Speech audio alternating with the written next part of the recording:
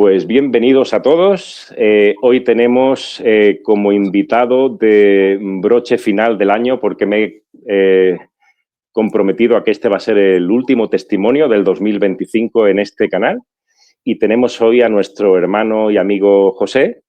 Él después se va a presentar mejor y he elegido el viernes 19, el día de mañana, porque este programa no es en directo, y se estrenará esta entrevista a las 21 horas del viernes 19. Y esto lo he pensado, entre otras cosas, porque hace años en España teníamos en familia el 1, 2, 3, responda otra vez.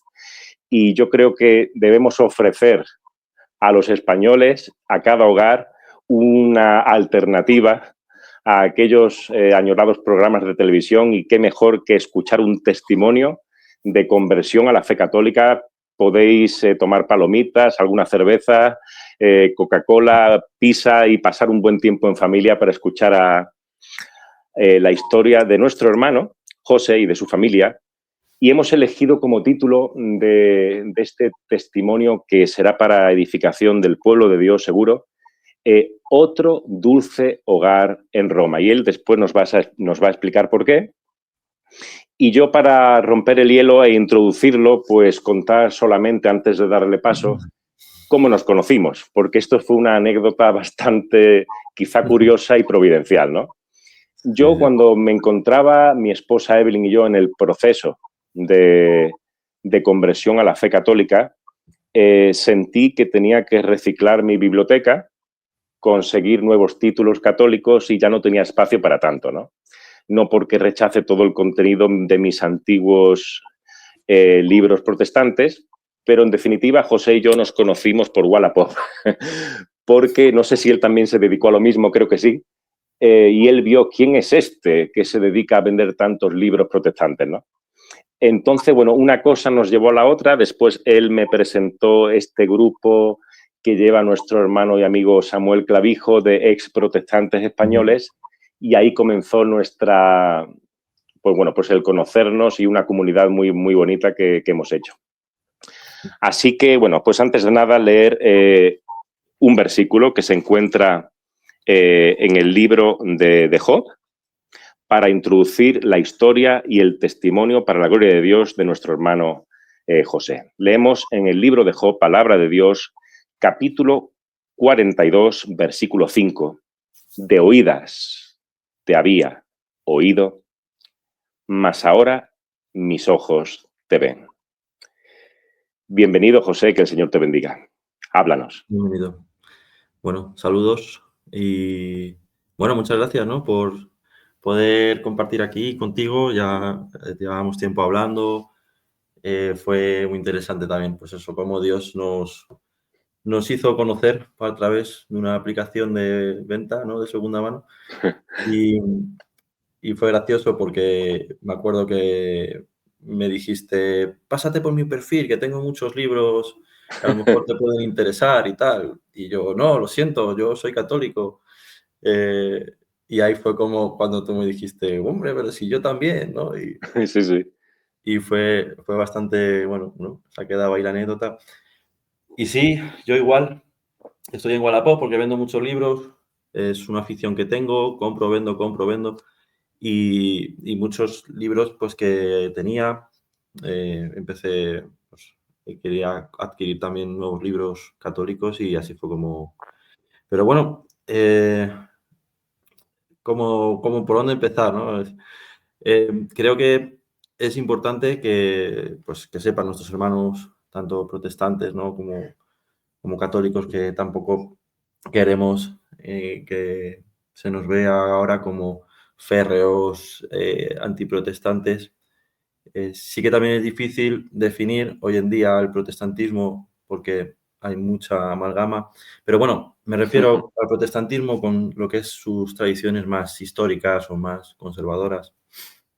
Y bueno, yo soy padre de familia, tengo 4 hijos y He he estado toda la vida en lo que es en la iglesia protestante. Cuando yo tenía 3 añitos, mi madre se convirtió a la fe evangélica y a partir de ahí, pues, me he criado siempre en ese entorno, ¿no?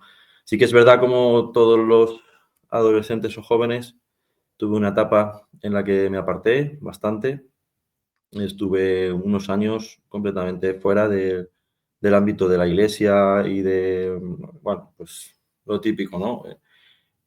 Bastante en el mundo y experimentando y sí que es verdad que a raíz de ahí, pues por una serie de crisis que tuve muy fuertes, em, bueno, volví a la fe. Fue muy lento el proceso y ¿no? Pero sí que volví a la fe, volví a mi iglesia evangélica de toda la vida, en Fuenlabrada, y allí, pues bueno, pude sanar muchas cosas, pude compartir mucho, pues también de mi testimonio a otros jóvenes. Y bueno, luego, pues por cosas de la vida, me fui a vivir a Madrid, cambiamos también de iglesia hasta que también en 2020, pues me casé. Y, y ya ahí, después de casarnos, pues lo típico de que muchas veces no sabes ahora para dónde tirar, ¿no? Si decir, vamos a la iglesia en la que me he estado reuniendo siempre. Oiga, ¿se ha ido la pantalla? No, Vale. no, está bien. Vamos a la iglesia a la que hemos reunido siempre, o vamos a la iglesia de mi mujer. Entonces, entre unas cosas y otras, también estaba la pandemia, me acuerdo, de por medio. Y al final, bueno, dentro del protestantismo siempre he sido bastante crítico en general, ¿no? Con muchas de las cosas que veía que no nos gustaban, y esto lo compartía con mis amigos protestantes, hablaban muchísimo, ¿no? Muchas preguntas, ¿qué tendría que ser la iglesia? Realmente, ¿cuál es la idea que Dios tenía respecto a lo que debería de ser? ¿Realmente estamos haciendo las cosas como Dios quiere? A todo esto también, pues yo siempre he sido muy curioso. Yo no tengo estudios académicos ni nada, soy un trabajador normal, pero sí que soy muy aficionado a la lectura, ¿no? Y también me apunté a un seminario protestante en el que iba formándome, pasando por las distintas doctrinas, distintos libros de la Biblia, etcétera, etcétera, ¿no? Y y siempre en mí también había ese anhelo de volver a lo que era la iglesia original.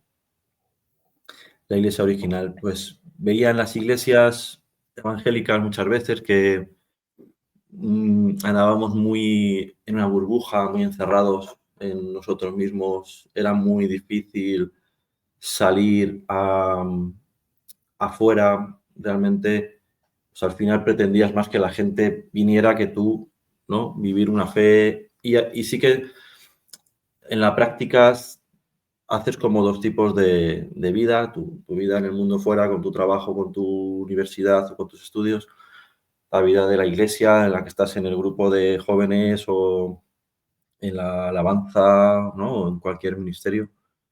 Y bueno, yo siempre, pues era muy crítico, era como que algo ahí no me cuadraba, ¿no? En lo que digo, en lo que era la vivencia de la fe y el mundo. Entonces, bueno, básicamente, después de por donde estaba contando, después de la pandemia, empezamos a reunirnos en casas, porque junto con unos amigos también, otro matrimonio, empezamos a reunirnos en casas y nuestra idea original era, pues, intentar ser lo más fieles posibles a lo que era la palabra y a lo que era el evangelio, ¿no? Em, y, y ahí, pues, empezamos a estudiar Romanos, me acuerdo, ¿no? Empezamos a estudiar Gálatas, porque era como el más puro evangelio. Teníamos mucha carga también por aquellos jóvenes que ya no se reunían en iglesias tradicionales, ¿no? Tenemos unas generaciones que han abandonado la iglesia muchísimo, ¿no? Muchísima gente que ha abandonado la iglesia y teníamos esa carga por ellos, ¿no? De decir, bueno, pues vamos a hacer un ambiente en nuestra casa que sea más familiar, más de comunidad y, bueno, y volver a lo que era la iglesia primitiva. Y ahí sí que, después de unos años estando haciendo las reuniones en casa, también conocimos a otro grupo con el que nos unimos, que ya también estaban reuniéndose en casas y nos apoyaron un montón. Y bueno, empezamos a formar parte de ellos también, de su comunidad. Y hacíamos retiros, eh, y reuniones, pues, semanales y tal. Y como te iba contando, al final también llegó un momento en que se podría decir que entramos en una pequeña crisis porque al final sentía como que en estas comunidades tenía que ser yo, pues, como una especie del pastor, ¿no? Pero yo tampoco sentía ese llamado de llegar a ser un pastor o liderar, y al final sí que me estaba diciendo, bueno, entonces esto se trata de que aquí cada uno se crea al final su iglesia a su manera, porque si tengo yo que ir a la iglesia original y pretender imitarla, yo me autoproclamo o me creo o me siento pastor y yo con mi Biblia empiezo como de cero todo, ¿no? Porque las demás iglesias no están del todo acertadas, las demás iglesias no me gusta cómo funciona, pero yo sí, yo ahora sí voy a ir a la raíz del evangelio y a realmente a vivir lo que es la iglesia verdadera y auténtica, ¿no? Claro, imagínate, ¿no? La crisis en la que entré, porque yo decía, es que no, o sea, no puede ser que Cristo fundara su iglesia en el siglo I y yo ahora en el siglo XXI esté todavía tratando de empezar a crearla de cero de nuevo, ¿no? O sea, ¿qué pasa? Que aquí me gusta mucho un término que siempre utilizo, que es el deísmo eclesiológico. Yo me sentía así, ¿no? Como que aquí Cristo en el siglo I instituyó su iglesia y ya cada uno que se busque la vida, ¿no? O que, claro, entra esa crisis, pues bueno, tiene que ver mucho con esta mentalidad también progresista que nos invade a todos, ¿no? Eh, ¿Cómo explicarlo? En ningún momento me paraba a pensar, por ejemplo, que la Iglesia Católica tuviera la razón. Para mí todo eso estaba descartado, mi vida era siempre hacia adelante, ¿vale? Entonces se supone que cuando yo vaya avanzando con mi Biblia cada vez estaré mejor o más acertado en mi teología o en mi eclesiología, o llegará un punto en el que, no sé. Y claro, pues todo esto sumado a la parte doctrinal de las iglesias, yo intentaba encajar también dentro de un fundamento y de una raíz. Digo, no puede ser que yo ande aquí yo solo por la vida. Entonces, pues empecé a profundizar un poco más también en la historia, en las doctrinas. Empezaba a ver las diferencias entre unas denominaciones y otras. Intentaba buscar cuál era la que más acertaba, ¿no? De decir, bueno. Y ahí fue, pues, bueno, yo tuve un profesor en el seminario que a día de hoy pues es amigo, ¿no? Compartimos bastante, que me empezó pues a pasar también ciertas lecturas de eruditos protestantes que tenían una visión, vamos a decir, alternativa a la doctrina de la justificación. A mí me parece muy curioso. Bueno, pues aquí en el protestantismo escuchamos a todo el mundo y tratamos de ver con qué nos quedamos y pues digo, oye, pues a lo mejor estos eruditos, vamos a ver qué dicen, a ver si me convencen y a ver qué tal. Y empecé a profundizar. Y estuve, pues qué decirte, como unos 2 años más o menos, leyendo mucho sobre la doctrina de la justificación dentro del mundo protestante y en especial también sobre San Pablo, sobre el personaje en sí histórico y sobre su contexto, etcétera, etcétera. Entonces, a todo esto, hago un paréntesis, en paralelo, también yo ya tenía amistades católicas, amigos muy buenos, que yo ahora lo veo, ¿no? Que por su lado también me fueron preparando, porque ellos, ya como evangélico pasé, tú tienes que saberlo seguro, de la Iglesia Católica es la gran ramera de Babilonia, y idólatra y completamente equivocadas y van a arder todos en el infierno, a una actitud más de, oye, a raíz de conocer a estos amigos y de compartir con ellos, oye, que a lo mejor hay católicos que se salvan, ¿eh?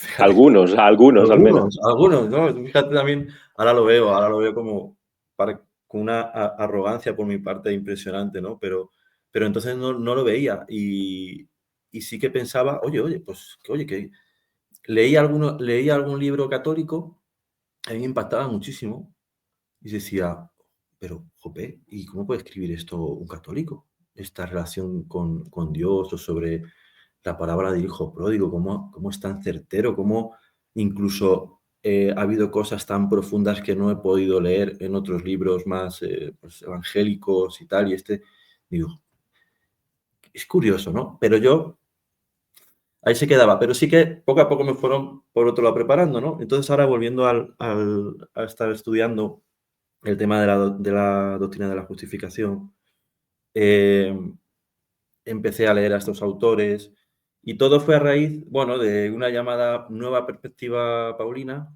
no sé si te suena, Nueva Perspectiva Paulina, ha creado mucha controversia en, en los eruditos más, en tipo gente como MacArthur, John Piper, toda esta gente se alzó, ¿no? Se levantó contra esa nueva perspectiva paulina y tienes un montón de libros pues que escriben a favor y en contra, ¿no? Como contestaciones de unos a otros, que por qué está equivocada, que por qué no. Bueno, a mí ese debate, o sea, sinceramente me enganchó muchísimo, me enganchó muchísimo. Y entonces, leyendo a N.T. Wright, porque claro, era un debate que ponía en cuestión y que la doctrina de la justificación como yo siempre la había estudiado. Y para mí eso era inamovible. Para mí, el fundamento, la columna que sostenía todo nuestro movimiento evangélico de reforma y protestante era la sola fe. Las demás cosas podemos discutirlas después, pero para mí eso era el pilar fundamental, la sola fe. Y este debate ponía en cuestión lo que yo siempre había creído y en lo que había fundamentado toda mi creencia. Entonces me picó muchísimo el tema. Entonces empezar a leer a gente como pues, N.T. Wright, A.P. Sanders, y leí bastante también a Calvart sobre la justificación, que tiene miles y miles obviamente no me leí todo, ¿no? Pero tiene miles de páginas. No sé, empecé así a profundizar, leía la otra parte, pues a MacArthur, a Piper, a toda esta gente. Y bueno, llegué a una conclusión, empecé a llegar a una conclusión y era de que es la pregunta que se hacen estos eruditos que defienden la nueva perspectiva, es, ¿habremos estado interpretando correctamente a Pablo a la hora de desarrollar la doctrina de la justificación y la sola fe? Y ahí me di cuenta de que, bueno, que había gente dentro del protestantismo que empezaba a ver la justificación no solo por la fe, sino que había una armonía en la que fe y obras trabajaban en conjunto, ¿no? Y había sentido, y había armonía.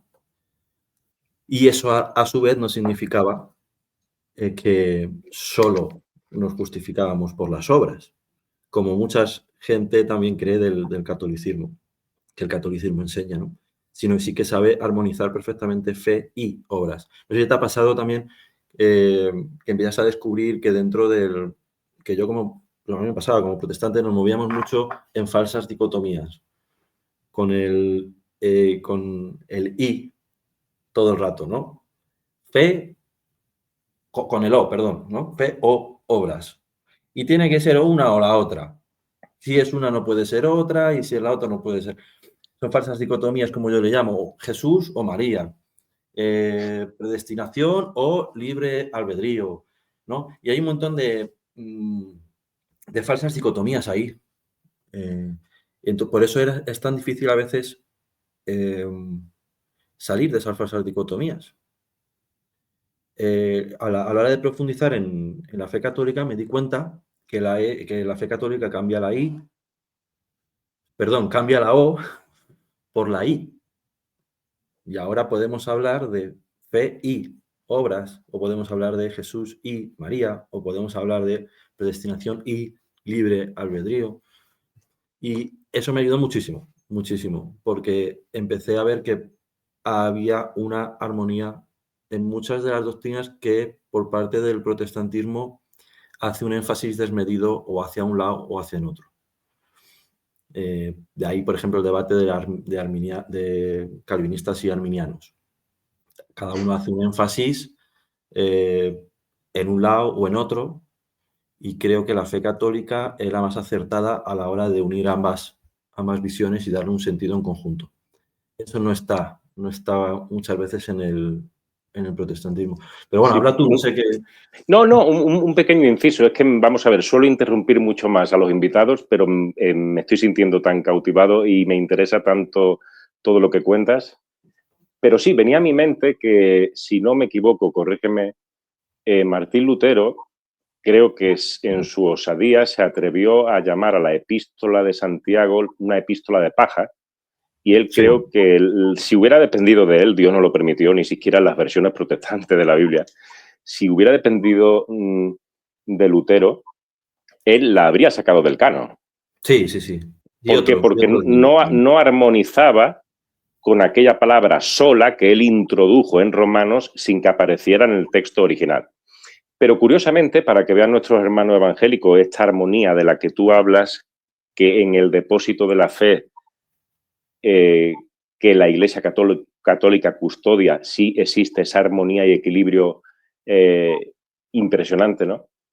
Pero sí, le preguntaban en una entrevista que en Pine with Aquinas, Matt Fradd, creo que se llama, le preguntaba a Scott Hahn, bueno, ¿la justificación entonces es por la fe o por las obras? Entonces Scott Hahn respondió, no, somos justificados por la fe. Dice, pero no por la fe sola. Exacto. Es que en definitiva, todo esto lleva mucho tiempo poder entenderlo, pero hay textos que no pueden armonizar unos con otros en la teología clásica protestante. Sí. Es prácticamente imposible, ¿no? Pues ¿Hay algún libro? Porque yo sé que nos vas a hablar de ello, pero sigue por la línea de pensamiento y de dirección que ibas. Pero si después quieres hablarnos de algún libro o autor que en tu experiencia te ayudara bastante, pues también puedes hacerlo, ¿no? Pues sí, que tampoco queremos aburrir mucho aquí, ¿no? Con profundidades doctrinales, o quería hacer simplemente unas pinceladas, pero un autor que yo recomiendo mucho a los protestantes para que se hagan preguntas respecto al tema de la doctrina de la justificación y que se lee bien, pues es N.T. Wright, por ejemplo, ¿no? Y ya, si quiere dar un paso más hacia lo que es más autores católicos, pues, por ejemplo, Scott Hunt a mí me ayudó mucho, ¿no? Porque al leerle, ahí está, que tengo yo también, al leerle, vi en él que yo estaba pasando por un proceso Parecido. súper similar al que él pasó, ¿no? Al que él ya... ¿Cómo se llama? ¿Cómo se llama ese libro para que otros lo lean? Es Roma Dulce Hogar. Muy bien, Roma muy Dulce bien. Hogar. De hecho, yo la primera vez que escuché hablar del libro... La verdad es que el título para protestantes anticatólicos que yo era, es decir, es un título que echa un poco hacia atrás. Sí. Al principio. De hecho, por eso yo cuando lo vi por primera vez el libro, pasé mucho de él. Sí.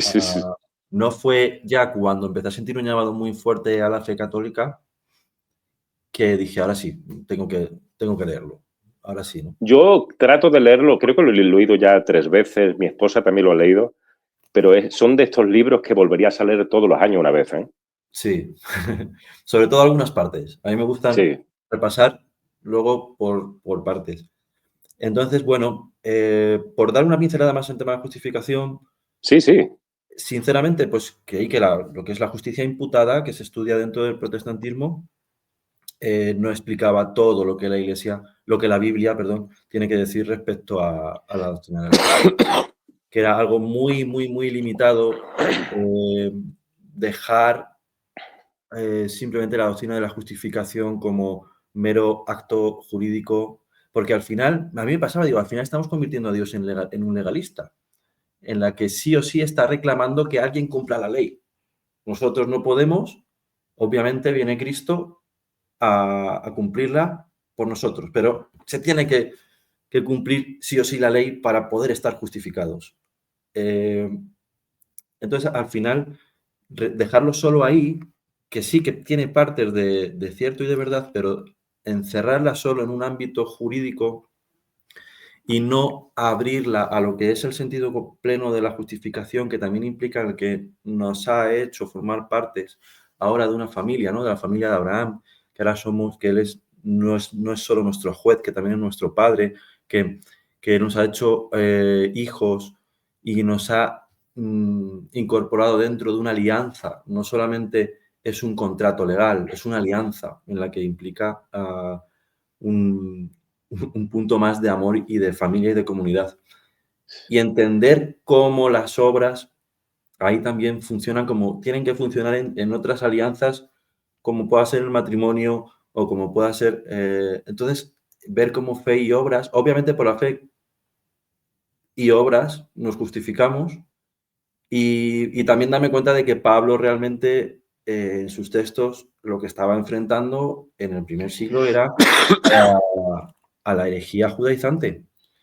Y que Exactamente. obras de la ley, cuando todos los textos que utiliza Pablo al hablar de las obras de la ley, no se está refiriendo a todas las obras o a cualquier obra que hagas, o ni mucho menos a las obras de misericordia y las obras de caridad. Que el judío incluso llegaba, ¿no?, a poner por encima las obras de la ley a las obras de misericordia o a las obras de caridad. O no tendrían Ujú. sentido esas obras de misericordia, ni tendrían sentido esas obras de caridad si antes no estaban, no habían pasado por las obras de la ley. Si tú no eras un incircunciso o eras un gentil, de nada me sirve que hicieras cualquier obra porque no estás dentro, ¿no?, de nuestro pueblo elegido, de nuestra exclusividad. Y eso era lo que estaba enfrentando Pablo en el primer siglo. El judío no pensaba que se salvaba por cumplir las obras de la ley. El judío ya se sentía salvo y elegido y pueblo elegido por pura gracia de Dios. Entonces, esas obras de la ley eran la forma de permanecer dentro de esa alianza. Entonces, claro, entender ciertos conceptos respecto a la justificación ahí, y luego ya te digo que esto es para profundizar muchísimo, no queremos aburrir tampoco. Llega un momento en el que yo dije, necesito saber lo que dice la Iglesia Católica respecto a esto. Wow, Porque peligro, peligro. ahí ya sí, porque ya tenía tan cacao en el sentido de decir, pero bueno, entonces, si como protestante me estoy dando cuenta que Lutero se malinterpretó a Pablo y que toda la base fundamental de la Reforma que descansa sobre la sola fe y la doctrina de la justificación se me está empezando a derrumbar, ¿qué hago?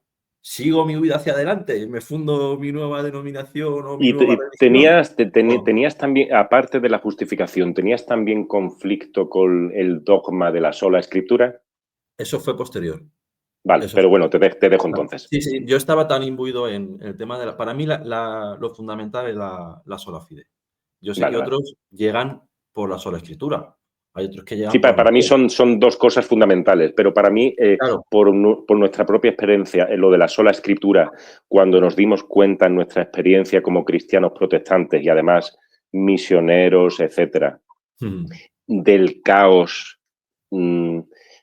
a nivel doctrinal y práctico de cómo funcionan las congregaciones, al final la sola escritura cae por su propio peso. sí. Sí, eso fue inmediatamente después. O sea, Después, yo muy creo bien, muy bien. eso fue Es que inmediatamente después. cada experiencia es diferente, ¿no? Sí, pero la sola escritura es algo a lo que también cualquier protestante tiene que enfrentarse más tarde o más temprano. Más tarde o más temprano. Pero sí, bueno, entonces fue, no sé, ya te digo, hace ya como año y medio o así, me acuerdo que estábamos en casa. Yo empecé a todo esto, empecé a profundizar en que, bueno, qué tiene que decir la Iglesia Católica. Hoy en día tenemos muy buenas apologetas en YouTube. Me acuerdo que me vicié con una lista de reproducción de Dante, ¿Cuáles que elegiste? Dante Urbina, Oh, Dante Urbina, madre mía. se llama. Él tiene una serie de libros, de vídeos sobre la justificación. Son como 12 o 15 Ah, muy bien, a ver si me los pasas. vídeos. Y me enganchó muchísimo, ¿no? Y claro, él había leído sobre la nueva perspectiva paulina, te menciona Anti-Wright, estaba mencionando un poco todo el proceso por el que yo había atravesado. Y él él como católico empezaba a explicar, bueno, lo que quiere realmente la Iglesia Católica con referencias, con citas, con catecismo, con magisterio. Entonces, claro, yo hay un momento en el que me acuerdo que bajé al salón y estaba mi mujer por aquí en casa haciendo cosas y la cogí y le dije, Erea, las Me he vuelto obras, loco, me he vuelto las loco. obras, las obras importan, Erea, las obras importan. Refiriéndome dentro de lo que es el contexto de la justificación, ¿vale? Y claro, ella se quedó como, pero ¿qué me quieres decir? Bueno, sí, claro que es bueno hacer cosas y son importantes, ¿no? Portarse bien y hacerlo para los demás.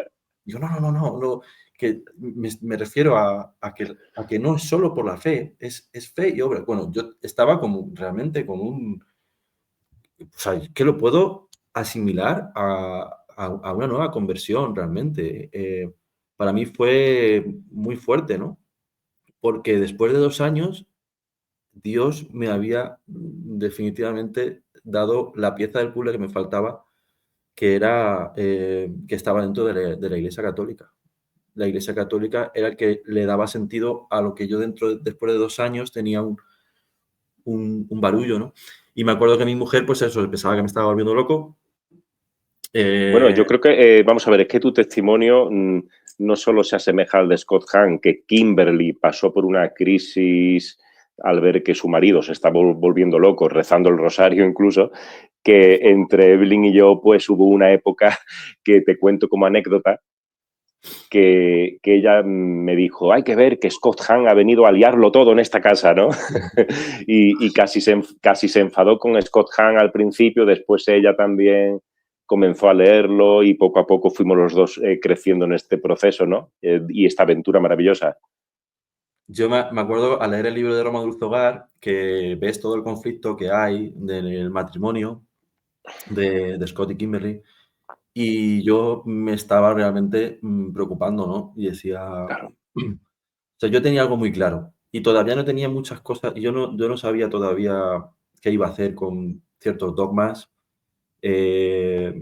Sabía que me iba a tener que enfrentar a ellos, al Papa, a la infalibilidad papal, por ejemplo, ¿no? O a los dogmas marianos, pero el llamado era tan fuerte que yo decía, es que tengo que, o sea, este es el camino, o sea, tengo que ir para allá. Mira, yo no sé cómo lo va a hacer, Dios, iré poco a poco, pero si lo he visto tan claro respecto a este tema.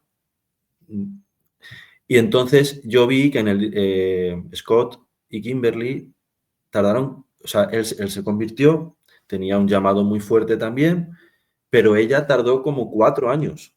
Sí. Y yo, madre mía, que me espera. No, fue como, la verdad es que mi mujer es más buena que nada y la quiero muchísimo. La verdad es que, Gloria a aunque Dios. teníamos nuestros debates, pero ella, fíjate que empezó a decir, o sea, empezó a ver que mi llamado era tan fuerte y tan genuino, que claro, ella por otro lado dijo, esto no puede ser, o sea, esto tiene que ser de Dios, no puede ser algo malo, en ese sentido estaba tranquila, ¿sabes? Y me acuerdo que empezó a leer el catecismo para ir refutándome en que la Iglesia Católica estaba equivocada, ¿no? Entonces empezaba a leer ciertas cosas del catecismo y lo leía y era como, joder, pues no, aquí no puedo decir nada, la verdad es que está genialmente explicado, me parece correcto. Y iba a otro tema, a otro dogma, lo que sea. Hombre, pues tiene sentido. La verdad es que se lo explica muy bien. Y empezó a leer el catecismo un poco para refutarme, ¿no? Y poco a poco ya, pues también se empezó a enamorar de ciertas doctrinas y del magisterio, de ciertas partes como explicaban las cosas. Y ya juntos también fuimos pues enfrentándonos a los dogmas marianos, a ver realmente cómo la Iglesia Católica lo explica. Creo que hay muchísimos prejuicios, muchísimos prejuicios. No sé si ya has visto un meme que está el que se pinta, va pintándose la cara de payaso. Es muy gracioso, ¿no? Pero dice, bueno, yo nunca he leído a la Iglesia Católica, nunca he leído ninguna encíclica, no sé lo que ha dicho ningún papa, no conozco el catecismo, pero yo te voy a explicar por qué la Iglesia Católica está equivocada, ¿no? Ese es y eso era un poco lo que nos pasaba, que muchas veces decimos, yo te voy a explicar por qué la Iglesia Católica está equivocada, pero nunca hemos leído cómo realmente la Iglesia Católica explica lo que cree y por qué lo cree y, y de dónde viene, ¿no? Toda esa creencia. Entonces, bueno, poco a poco fuimos juntos aprendiendo mucho. Fue un año, a partir de que yo tengo este llamado fuerte, fue un año completo en el que empezamos a ir un poco profundizando y enamorándose. Empezamos ya a tomar contacto con la parroquia de nuestro pueblo. Nos gustó mucho el primer día que fuimos porque íbamos con mucho miedo. Imagínate. Es decir, No sabía. nunca, vamos a ver, como españoles, supongo, habíais ido a alguna misa alguna vez, supongo, Sí, ¿no? eso sí. Sí, eso sí. Por acompañar, de hecho, alguna vez a mis amigos Sí, católicos, una claro, vez pero les he ido nunca acompañando. en este proceso de búsqueda nunca No, habíais ido antes. no. ¿Y qué tal? Eso sí que me interesa. ¿Qué tal esa experiencia en la primera misa? A mí antes de sentir este llamado a la fe católica, la verdad es que yo lo que sentía sobre todo era este sentido de cómo te abarca la belleza, porque es que aunque sea una iglesia de pueblo, tienes, ¿no? Mucho arte, la contemplación. Me gustaba mucho por parte de mis amigos católicos el hecho de entrar y arrodillarse, hacer la genuflexión, ver cómo pues se santiguaban. O sea, todo eso a mí ¿no? Yo entraba en la iglesia y no sentía el que me tenía que arrodillar, por ejemplo. Y ellos, no sé, esa solemnidad por parte de ellos y ese respeto, ese sentido quizá de lo sagrado, ese sentido del misterio, a mí me llamaba mucho la atención, pero como algo exótico, ¿sabes? Era como, ahora lo entiendo que sí que ya dentro de mí ya eso estaba haciendo algo. Me estaba interpelando de alguna forma. Y fíjate, ¿no? Que para el protestante toda esa clase de gestos o ritos muchas veces lo desprecian, pero a mí ya me estaban interpelando. Es el propio ser humano tratando haciendo, ¿no? Una interacción con algo sagrado, con el misterio.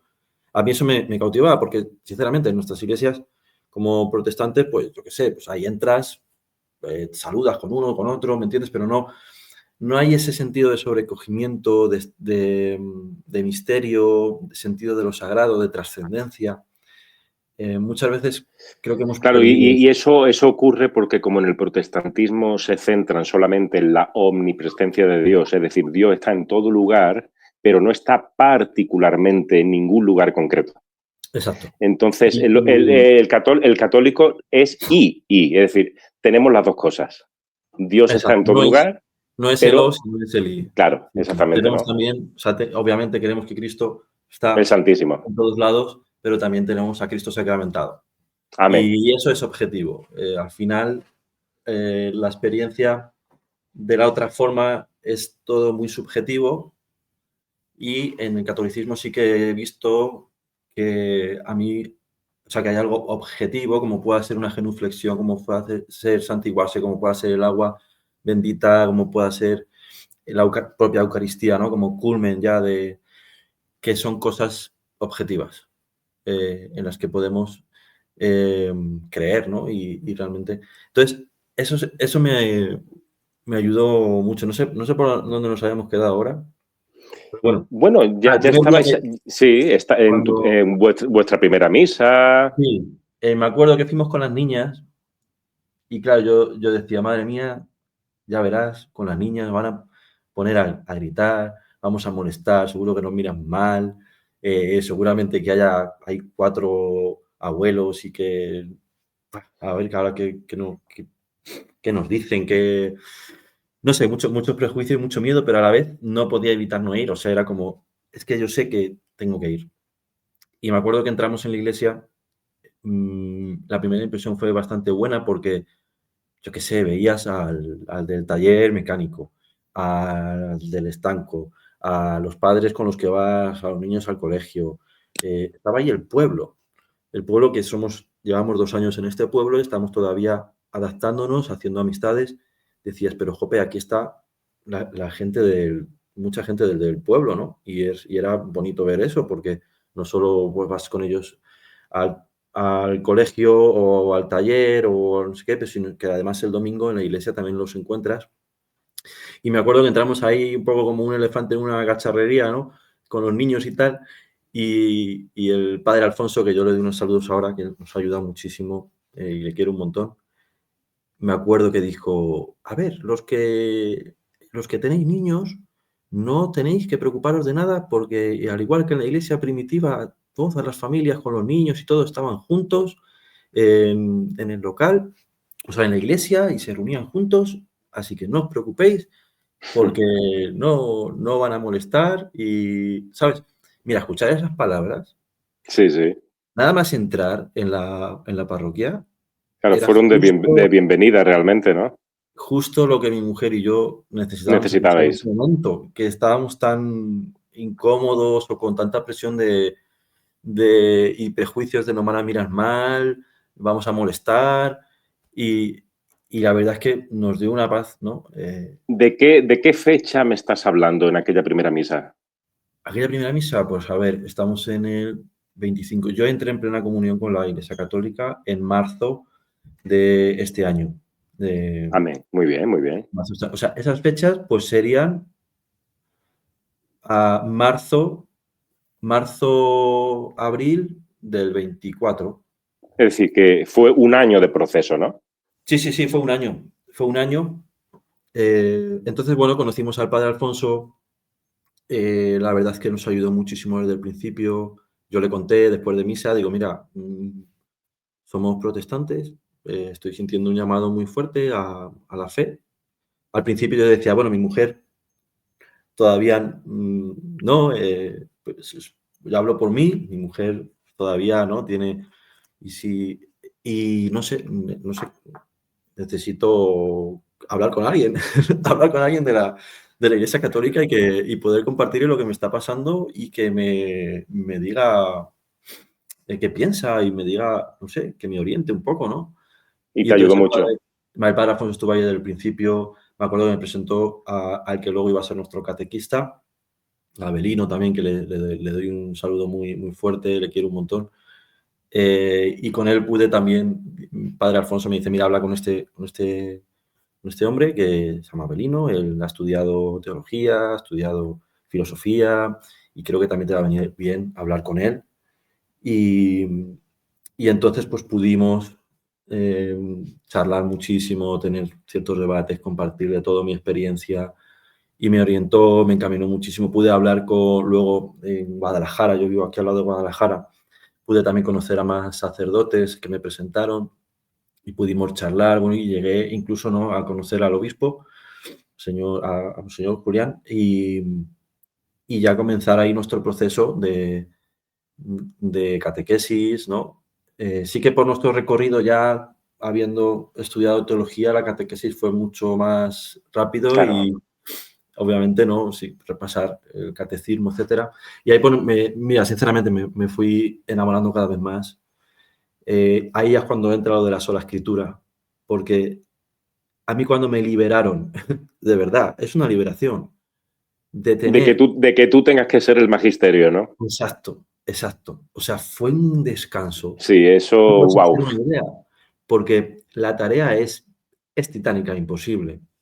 Y quien cree que puede desarrollarla, pues sinceramente, creo que no es posible, ¿no? A mí cuando me liberaron de decir, bueno, es que ya no tienes tú que coger la Biblia y redefinir, y ¿no? reinventar la rueda. Y reinventar la rueda respecto a todas las doctrinas y quedarte ahora con la que a ti más te gusta. Y este piensa una cosa y está bien porque él y el Espíritu Santo han llegado a esta conclusión y tú has llegado a la contraria y también está genial y está muy bien. Y digo, pues no, porque al final no estoy dejando de ser un relativista moderno.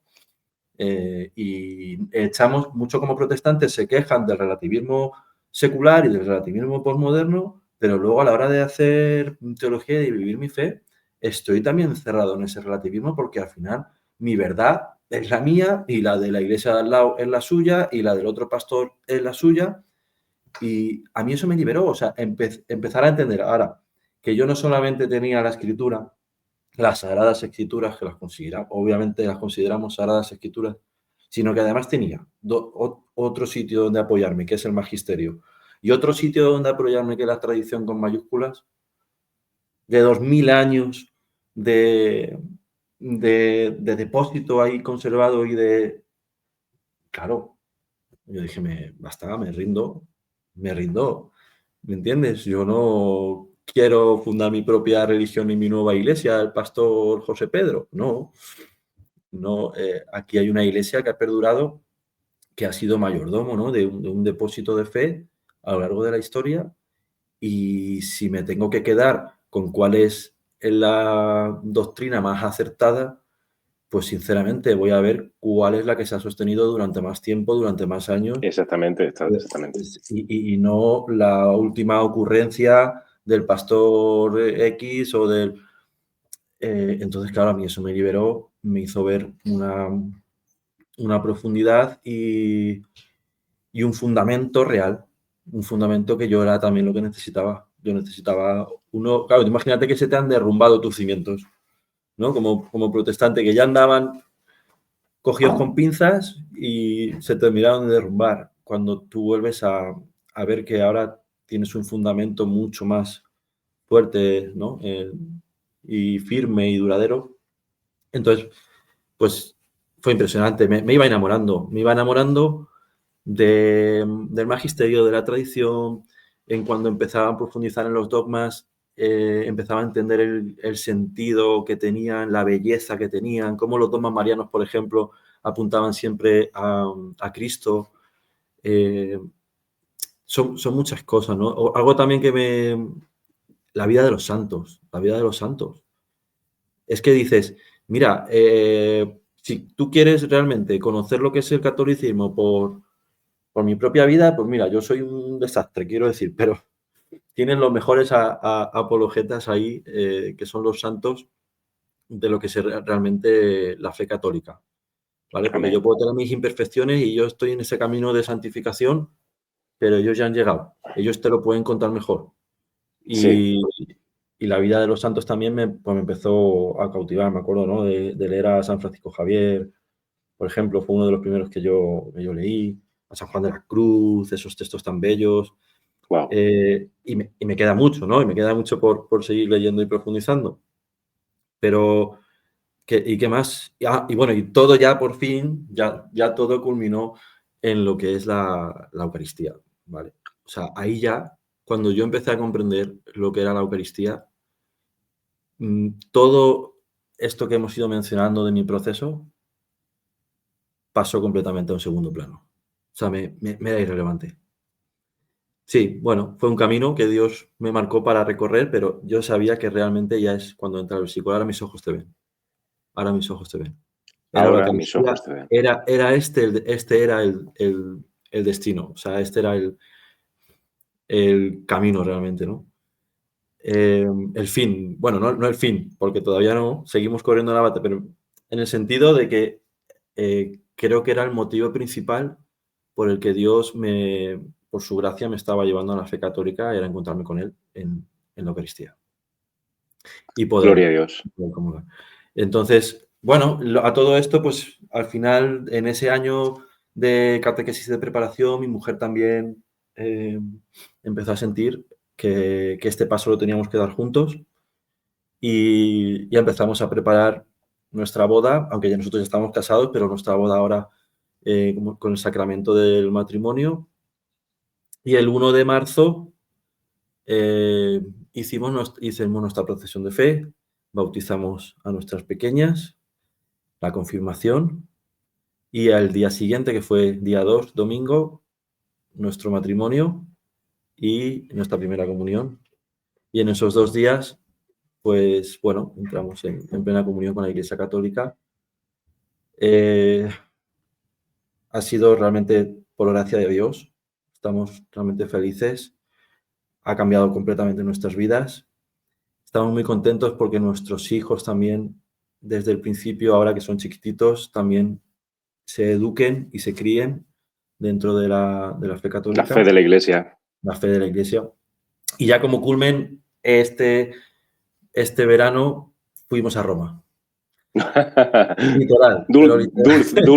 Dulce hogar. Dulce hogar, ¿no? Hay muchos saludos también a la Magistral de Alcalá de Henares, una parroquia que nos ha cuidado muchísimo, que nos ha bendecido muchísimo, nos ha acogido de una forma impresionante. No estaremos nunca lo suficientemente agradecidos.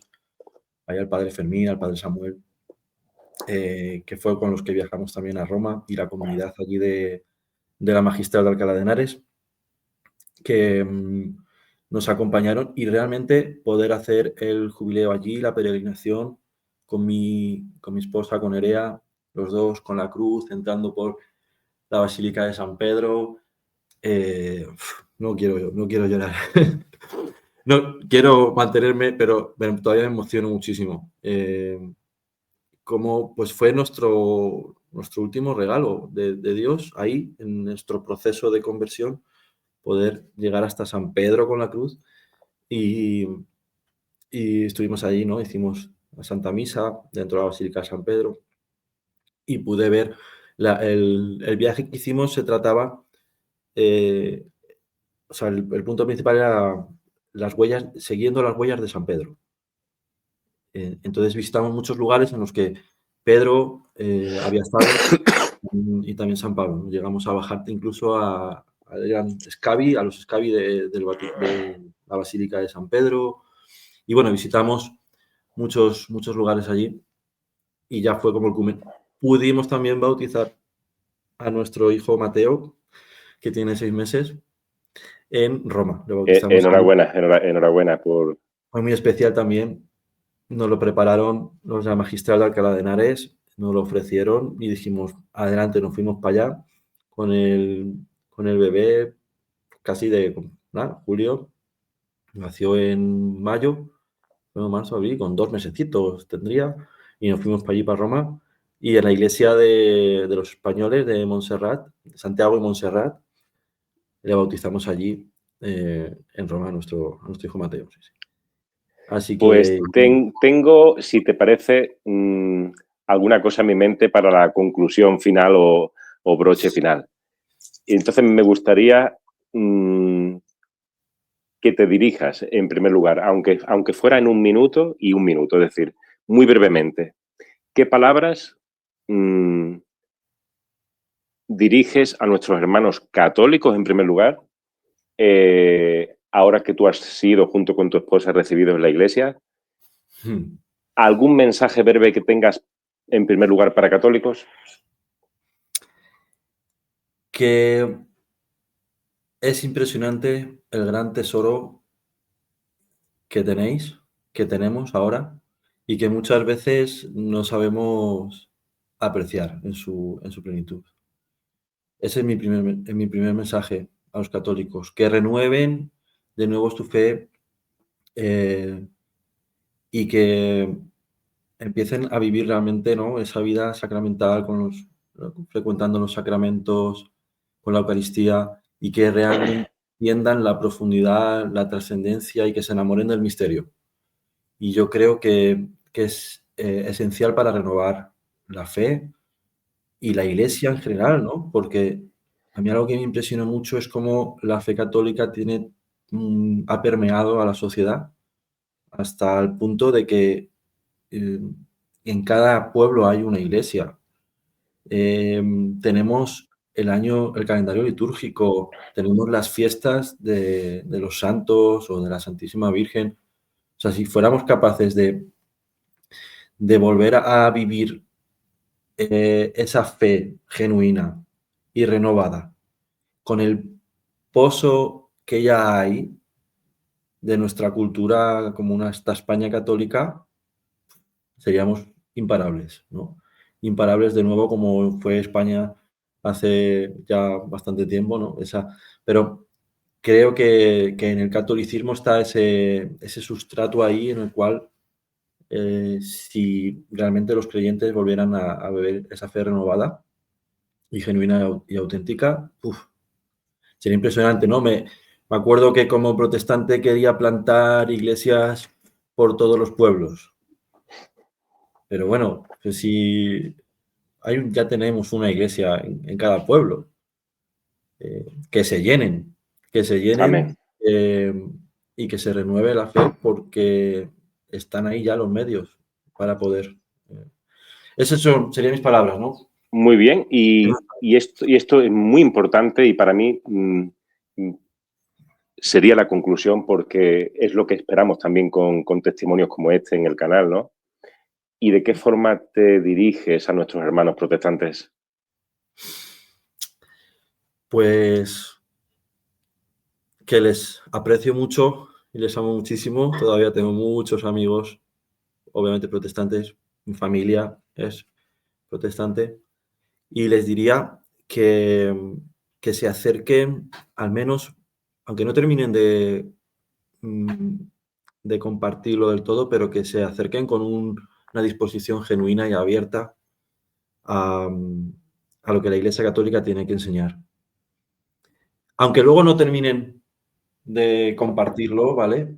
Pero que puedan ver que tiene un sentido y que muchos de los prejuicios que a lo mejor se tienen, o miedos, o pues son muy fáciles de descartar, simplemente profundizando un poco en lo que realmente la Iglesia Católica enseña, al margen de la idea que tú ya te hayas creado, ¿no? Y también algo que les diría es, que también lo comparto mucho, es que mira, a día de hoy, con las nuevas tecnologías y el YouTube y la IA y todo, mira, si realmente no quieres profundizar o investigar un poco más sobre ciertas cosas, ya es bueno, reconócelo, pues ya está, no me interesa, yo ya creo que está equivocada y no me interesa saber nada más, pero no tienes ya la excusa. Me acuerdo las palabras de Samuel Clavijo, que le mandamos un saludo también, cuando decía que la imprenta, ¿no?, ayudó al protestantismo, a la extensión de su propaganda, etcétera, y que ahora el Internet va a acabar con él porque hay tantos buenos apologetas, tenéis tan fácil poder realmente, tecleando o viéndote un vídeo, conocer lo que enseña realmente la Iglesia Católica respecto a sus cosas que para un protestante puedan ser las más controversiales. ¿Recomiendas una, dos o tres páginas web o canales de YouTube de apologética católica? Sí. Por nombrar tres, por ejemplo. Pues recomendaría a Dan Turbina, por ejemplo. Dan Turbina tiene muy buenos vídeos. A mí me ayudaron mucho, sobre todo los de la justificación y Muy otros que bien. de la predestinación. Me gusta también bastante, bueno, nuestro amigo Samuel Clavijo. Por supuesto, no lo olvidamos. Me gusta también José Plasencia. Creo que La fe explica de la Iglesia, la fe de la la fe de la Iglesia. Iglesia, explica muy bien los dogmas marianos. Me gustó mucho cómo explicaban los dogmas marianos, por ejemplo. ¿Y qué más? Leonardo Abdala tiene El depósito de la fe. una serie de vídeos sobre la IDG y los padres de la Iglesia, que son también bastante buenos. Y luego otro canal que veo mucho que me gusta es la Sacristía de la Vendée.